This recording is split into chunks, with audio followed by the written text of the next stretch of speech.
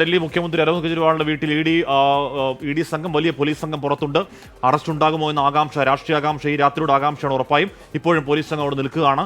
Search warrant ഉണ്ട് എന്ന കാര്യം ഇ ഡി സംഘം മുഖ്യമന്ത്രിയുടെ ബസ്സിലെ ജീവനക്കാരെ അറിയിക്കുന്നു. നോർത്ത് DCPയും കെജ്രിവാളിന്റെ ബസ്സിൽ എത്തിയിട്ടുണ്ടെന്ന് അറിയുന്നു. ഡൽഹി മുഖ്യമന്ത്രി അരവിന്ദ് കെജ്രിവാൾ അറസ്റ്റിലേക്കോ എന്ന ചോദ്യമാണ് ബൽറാം നെടുങ്ങാടി. അതായത് അവിടെ വീട്ടിനുള്ളിൽ പരിശോധന നടക്കുന്നു, ഒരു റെയ്ഡ് എന്ന് വേണമെങ്കിൽ നമുക്ക് ഈ ഘട്ടത്തിൽ പറയാം. ചുരുക്കി പറഞ്ഞാൽ ഡൽഹി മുഖ്യമന്ത്രിയുടെ വസതിയിൽ ED റെയ്ഡ് എന്ന് പറയാവുന്ന ഒരു സാഹചര്യമുണ്ട്. ബൽറാം, എന്തൊക്കെയാണ് നീക്കങ്ങൾ? വീടിന് പുറത്ത് നാടകീയ രംഗങ്ങൾ എന്നൊക്കെ വിവരങ്ങൾ വരുന്നുണ്ടോ? അറസ്റ്റിലേക്ക്, കസ്റ്റഡിയിലേക്കൊക്കെ പോകാനുള്ള സാധ്യതയുണ്ടോ? എന്താണ് ലഭ്യമായ പുതിയ സൂചനകൾ? വിജയകുമാർ, ഹാഷ്മി, ഡൽഹി മുഖ്യമന്ത്രി അരവിന്ദ് കെജ്രിവാളിനെ അറസ്റ്റ് വരെ ഉണ്ടായേക്കുമെന്ന സൂചനകൾ തന്നെയാണ് ഇപ്പോൾ ലഭിക്കുന്നത്. ഇന്ന് വൈകിട്ട് 6:45 കൂടിയാണ് ED സംഘം കെജ്രിവാളിന്റെ ഔദ്യോഗിക വസതിയിൽ എത്തിയത്. ഈ 12 അംഗ സംഘം കെജ്രിവാളിന്റെ വസതിയിലെ ജീവനക്കാരോട് തങ്ങളുടെ കൈവശം സെർച്ച് വാറന്റ് ഉണ്ട് എന്ന് അറിയിക്കുകയായിരുന്നു. തുടർന്നാണ് വസതിക്കകത്തേക്ക് ഇവർ പ്രവേശിച്ചത്. ഇപ്പോൾ ഡൽഹി മുഖ്യമന്ത്രിയുടെ ഔദ്യോഗിക വസതിയിൽ എൻഫോഴ്സ്മെന്റ് ഡയറക്ടറേറ്റിന്റെ തെരച്ചിൽ തുടരുകയാണ്. കെജ്രിവാളിന് വീണ്ടും ചോദ്യം ചെയ്യലിനായി ഹാജരാക്കാൻ ആവശ്യപ്പെട്ട സമൻസ് നൽകിയേക്കും എന്ന സൂചനകളും ലഭിക്കുന്നുണ്ട്. കടുത്ത നടപടി ഇഡിയുടെ ഭാഗത്തു നിന്നും ഉണ്ടാകും എന്ന് തന്നെയാണ് ലഭ്യമാകുന്ന വിവരം. ഇന്ന് ഹൈക്കോടതിയിൽ നിന്നും കെജ്രിവാളിന് തിരിച്ചടിയേറ്റ് മണിക്കൂറുകൾക്കകമാണ് ED ഇത്തരത്തിൽ ഒരു നീക്കം നടത്തിയിരിക്കുന്നത്. EDയുടെ നടപടികളിൽ നിന്നും സംരക്ഷണം ആവശ്യപ്പെട്ടുള്ള കെജ്രിവാളിന്റെ ഹർജി ഡൽഹി ഹൈക്കോടതി ഇന്ന് തള്ളിയിരുന്നു. ഇതോടൊപ്പം തന്നെ ഈ കെജ്രിവാളിനെതിരായ തെളിവുകൾ എന്ത് എന്ന് സമർപ്പിക്കാൻ EDക്ക് ഡൽഹി ഹൈക്കോടതി നിർദ്ദേശം നൽകിയിരുന്നു. ഇതിന് പിന്നാലെയാണ് കെജ്രിവാളിന്റെ വസതിയിൽ ഇത്തരത്തിൽ ഒരു റെയ്ഡ് എൻഫോഴ്സ്മെന്റ് ഡയറക്ടറേറ്റ് നടത്തുന്നത്.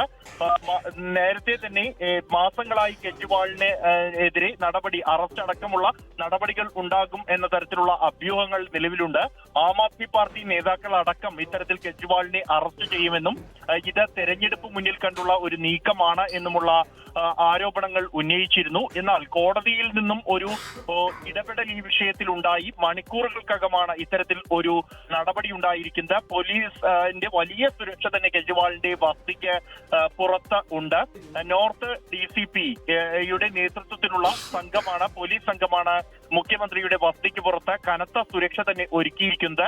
മുഖ്യമന്ത്രിയുടെ വസതിയിൽ റെയ്ഡ്, ഒപ്പം തന്നെ ചോദ്യം ചെയ്യലോ നടക്കുന്നതറിഞ്ഞ് ആം ആദ്മി പാർട്ടിയുടെ പ്രവർത്തകർ അടക്കമുള്ളവർ ഇവിടേക്ക് എത്താനുള്ള സാഹചര്യം കണക്കിലെടുത്തുകൊണ്ടാണ് ഇത്തരത്തിലുള്ള കനത്ത സുരക്ഷ തന്നെ പോലീസ് ഒരുക്കിയിരിക്കുന്നത്. 100-ലേറെ പോലീസുകാരാണ് കെജ്രിവാളിന്റെ വസതിക്ക് മുന്നിലും പരിസരത്തുമായി വിന്യസിച്ചിരിക്കുന്നത്.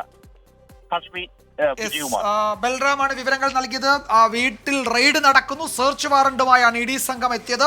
ഒരുപക്ഷെ ചോദ്യം ചെയ്യൽ ഉണ്ടായേക്കാം, ആവശ്യമെങ്കിൽ കസ്റ്റഡി, അറസ്റ്റ്, അത്തരം സാധ്യതകളൊന്നും തള്ളുന്നില്ല. കോടതി അറസ്റ്റ് തടയാത്ത സാഹചര്യത്തിൽ കൂടുതൽ നടപടിയിലേക്ക് ലോക്സഭാ തെരഞ്ഞെടുപ്പിന് ലോക്സഭ തൊട്ടും അറസ്റ്റിലേക്കൊക്കെ ED പോകുമോ എന്ന് കാത്തിരുന്ന് കാണേണ്ടതാണ്. കവിത മുൻ മുഖ്യമന്ത്രിയുടെ മകളാണ്.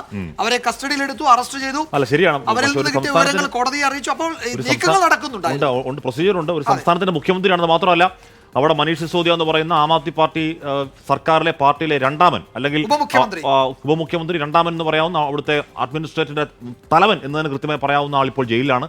സത്യേന്ദ്രൻ എന്ന് പറയുന്ന അവിടുത്തെ തന്നെ ഒരു മന്ത്രി ഇപ്പോൾ ജയിലിലാണ്, ആരോഗ്യമന്ത്രി ജയിലിലാണ്. മുഖ്യമന്ത്രി കൂടി ജയിലിലാവുകയാണ്. അത് അടുത്ത കാലത്ത് സമാനതകളില്ലാത്തൊരു ചരിത്രമാകും. ഒരു മന്ത്രിസഭയിലെ 2 മന്ത്രിമാരും മുഖ്യമന്ത്രിയും ഒക്കെ തടവിലേക്ക് പോവുക എന്നൊക്കെ പറയുന്നത് എക്സ്ട്രീം ലെവലാണ്. കാത്തിരുന്ന് കാണാം. എന്തായാലും അരവിന്ദ് കെജ്രിവാൾ ഈ രാത്രി ഉറങ്ങുക സ്വന്തം വീട്ടിലാണോ അതോ ED കസ്റ്റഡിയിലാണോ എന്ന് കാത്തിരുന്ന്